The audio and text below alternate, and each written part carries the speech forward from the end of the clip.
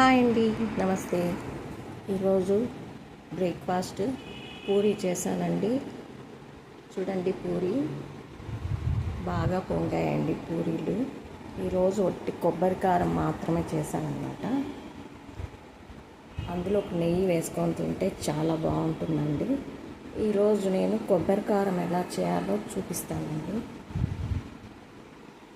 మరీ ఎక్కువ మెత్తగా లేకుండా కొద్దిగా పలుకుగా అలా చేసుకుంటే చాలా బాగుంటుందండి. పూరీలు కూడా చాలా పల్చగా బాగా వచ్చాయి,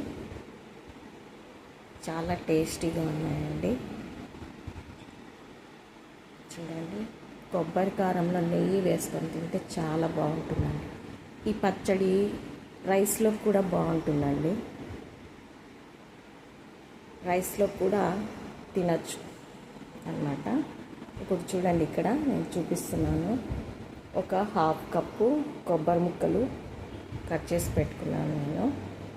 చూడండి, దీనికంటే ఇంకొద్దిగా పెద్ద సైజ్ అన్నమాట, కొద్దిగా ఎక్కువ. 4 ఎండుమిర్చి, కొద్దిగా సాల్ట్, కొద్దిగా కారం తీసుకున్నాను. 2 ఆనియన్స్ తీసుకున్నాను అన్నమాట. మీకు కారం కొంచెం ఎక్కువ కావాలనుకుంటే కొద్దిగా ఎక్కువ వేసుకోండి. ఆనియన్స్ ఇలా పెద్ద పీసెస్ కట్ చేసి పెట్టుకోవాలి. చిన్నగా కట్ చేయకూడదు అన్నమాట. ఇలా కట్ చేసుకున్నానండి నేను.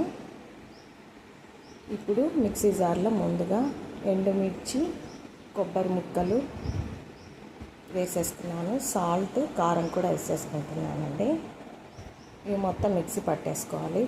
ఇలా పలుకుగా పట్టుకోవాలన్నమాట. పూర్తిగా మెత్తగా కొట్టకూడదు మరి.